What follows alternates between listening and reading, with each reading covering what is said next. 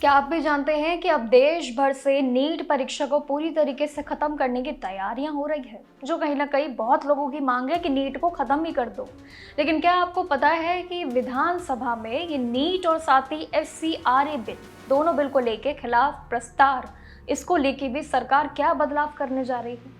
और क्या आप समझते हैं कि वाकई में नीट को वाकई में हटा देना चाहिए और 12वीं क्लास के जो कि मार्क्स है, सबसे मेन इसके मार्क्स के आधार पर एडमिशन वापस लेने की जो पूरी खबर है, क्या ये सब कुछ बिल्कुल सही हो रहा है और बिल्कुल होना चाहिए?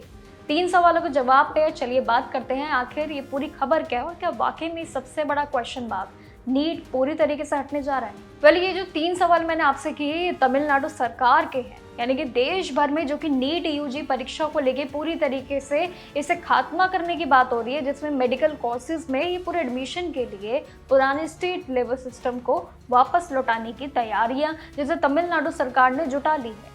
इस पूरे मुद्दे पे बात करते हैं आखिर इनका प्लान क्या है। देखिए, राज्य सरकार ने नॉर्मल कदम उठाने शुरू भी कर दिए हैं। विधानसभा में national eligibility cum entrance test यानी कि जो नीट की परीक्षा है और साथ ही फॉरेन जितने भी कॉन्ट्रीब्यूशंस हैं, ये साथ ही पूरे रेगुलेशंस पे बिल को लेके बात चल रही है कि 2026 के खिलाफ अलग अलग प्रस्ताव पेश करने का रास्ता क्या चुना जाए या फिर नीट को ही खत्म कर दिया जाए। अंडर ग्रेजुएट मेडिकल एडमिशंस के लिए भी काफ़ी बातें हुई है। प्लान बनाया गया है कि इस पूरे सामान में नीट सिस्टम को पूरी तरीके से बंद क्या सही में करना सभी के लिए सही होगा, ये बदलाव अब होने जा रहा है। लेकिन इस पूरे विवाद की जड़ में एक बात बड़ी अलग है, वो जो शामिल है कि तमिलनाडु विधानसभा ने पहले ही बिल पास करके नीट से छूट मांगी थी, लेकिन उस वक्त बिल को मंजूरी जिसे मिली ही नहीं थी और वहीं पे एक सबसे बड़ा माहौल भी खड़ा हुआ था, जो अभी तक एक सवाल बन के खड़ा है कि नीट को खत्म किया जाए। और अब सरकार नेशनल मेडिकल कमीशन एक्ट 2019 की जो प्रक्रिया है, इस पे national commission for Indian system of medicine act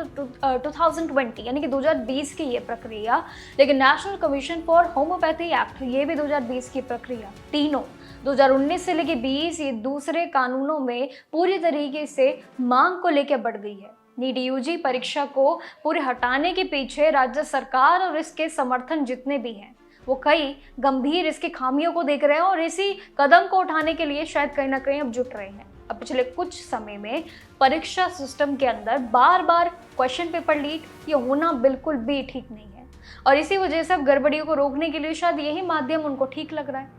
NEET UG 2026 के कैंसिलेशन के बाद अब दोबारा परीक्षा होना ये शामिल एक प्रक्रिया जैसे मानो आदत बन गई है। इसी वजह से लाखों उम्मीदवारों को बहुत परेशानी हो रही है। इसी परेशानी को खत्म करने के लिए तमिलनाडु सरकार अब जुट चुकी है कि बाकी फैसले बाद में, नीट को लेके अब पूरी एक प्लानिंग बहुत ज़रूरी है, वो भी आज के समय में। ये मानना भी ज़रूरी है कि नीट की वजह से जितने भी सामाजिक जितने भी निर्णय हैं, जितने भी यहाँ पे सवालों पे जो जवाब है वो लेना अभी के टाइम में ज़रूरी है, इससे पहले कि आगे की जितनी प्रक्रियाओं पे आने का जोर हो वो भी ये सही बिल्कुल सेम हो, जो कि प्रदर्शन आज भी चालू है। तो कहीं ना कहीं सवाल यही बनता है शुरू से, जो अभी पहले वीडियो का एक सबसे पहले सवाल था कि क्या वाकई में नीट को ख़त्म करना बिल्कुल सही होगा। ये बहुत लाखों उम्मीदवारों की मांग भी थी, लेकिन कुछ का ये मानना है कि नीट जैसी परीक्षा हम लोगों के लिए बहुत इंपॉर्टेंट है। ये हमारे लिए एक ऐसा ड्रीम है जिसके चलते हम अपने सारे फैसलों को तैयार करते हैं और इसमें हम परीक्षा देने के लिए बिल्कुल अगली बार से तैयार हैं। बस कुछ सिस्टम को सुधार लाने की ज़रूरत है। लेकिन देखा जाए तो तमिलनाडु सरकार का एक नया प्लान है जो सीधे ही उम्मीदवारों की मांगों पर टिका हुआ है। लेकिन आपको क्या लगता है, क्या ये निर्णय बिल्कुल लेना सही है?